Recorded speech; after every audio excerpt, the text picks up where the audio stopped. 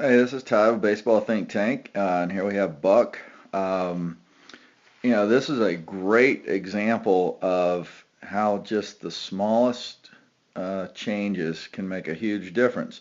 After working the other day, some of the comments you had, Buck, were, you felt like after using the belt and using some of the drills, you said you felt like there was less pressure on your arm.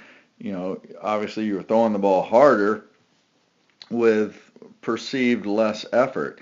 And it's interesting when we look at these two videos. If we watch them through in fast motion, just watch. You can focus on the bottom one, focus on the top one. We'll watch them through several times. You can look at one, then the other. Look at the bottom, look at the top, look at the bottom, look at the top. Okay, so, looking fast motion, just watching them through, they're very similar. And when we get into breaking it down slow motion frame by frame, there's very subtle differences. But I want to show you the significance of just the tiniest change. So when it comes to, making adjustments in our mechanics, quote unquote mechanics, we don't have to overhaul the whole thing. I mean, just the smallest changes, the smallest amount of input can drastically change the output. And what we saw, what you felt was throwing the ball harder with less effort. And I want you to see how small the changes actually are. So if we look at the bottom, one of the things we see, and we call this front hip dominance, okay? And we talked about that long arm action. One of the things we want to do is improve that and get a much shorter, quicker arm action. But keep in mind the body craves equal and opposite. So when that front leg starts to swing out, okay, the back arm is trying to create some type of balance. So when the front leg goes out, the back arm is going to go out. Your body is craving balance, and it's going to do everything it can to create that balance. Okay, what we see is on the initial leg kick, we see very little movement. Very little movement going towards home plate from the back hip. Okay, leg kick up.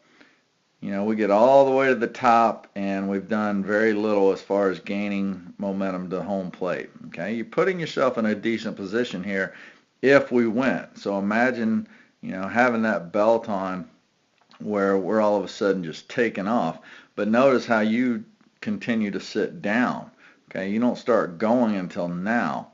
And the thing that's taking us to home plate is realistically the front hip. So from this position, you're going to see the front hip start to swing open, open, open, open. So we have this long, slow opening of the hips. Okay, so we think about the stride phase being the build-up phase. I'm building tension throughout the body. I'm using the ground to create and build energy, build energy, build energy, but all you're doing is so far pushing that energy back into the ground. You haven't really gone anywhere. Now you're going to start to go. You're going to see the back heel come off the ground right there. And what you're going to see, front hip's already swinging open, the back arm's already going, and now you're going to see the weight go to the ball of your foot, and you're going to have a very linear movement towards home plate. And what that creates, you're going to see your heel hit the ground first. Okay, so there's stride foot contact. Okay, right there. We'll draw a line. Remember, one of the key concepts we talked about is front side stability.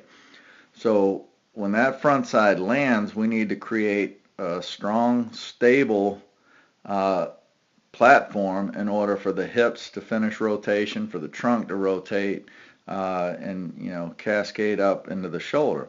What you're going to see, because we land on the heel first, we get this long linear movement or straight line movement from the mound to home plate.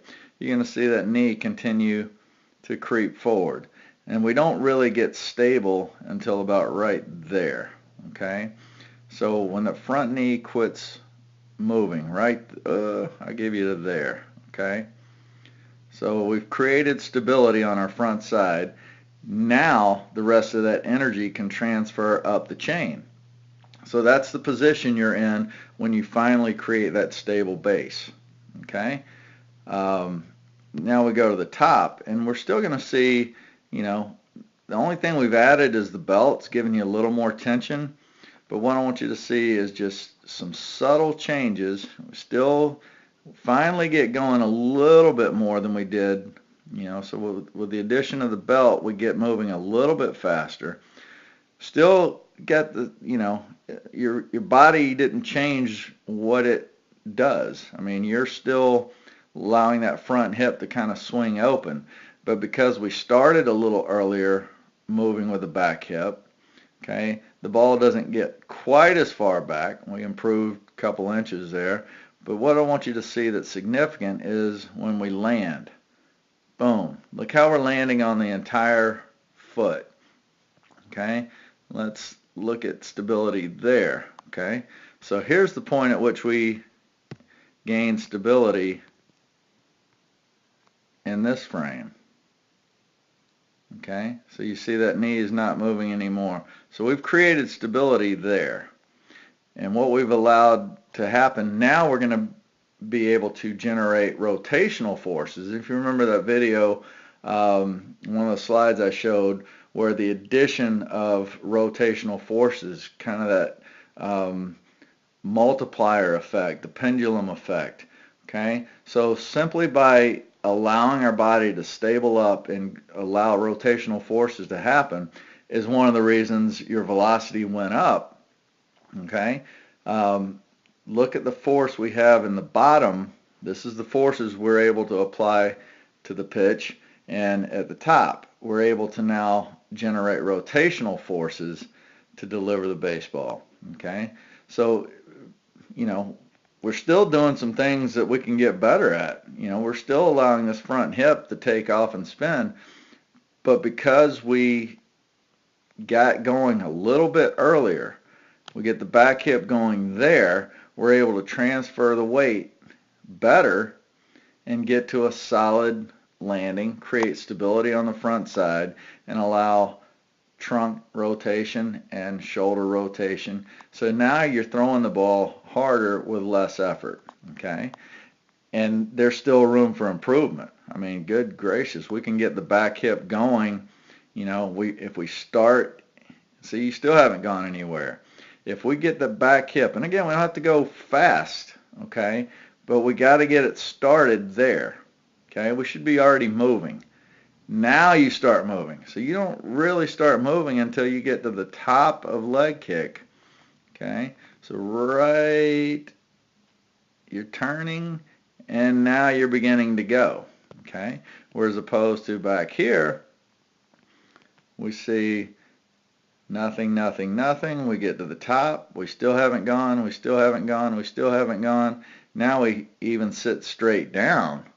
So now we've got now we go. Okay, so you weren't even going until here. So just this, you know, very subtle change made a huge difference at the end. So inputs equal outputs. Give a better input, we get a drastically different output. So what I would encourage you to work on, okay, is just moving.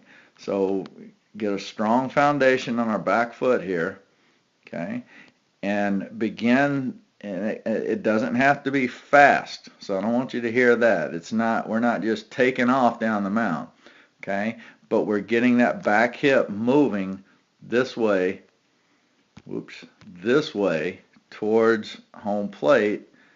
That move right there needs to happen at leg kick initiation. Okay? If we can get that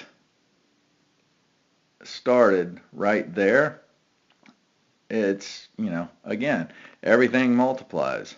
So you're going to be landing and you're going to be in this position. Okay, so you're going to allow that much more time for the rotational forces to build up, and the more forces we can build up, the more forces can be exerted on the baseball. So anyway, great job of demonstrating for me. Small changes have big impacts.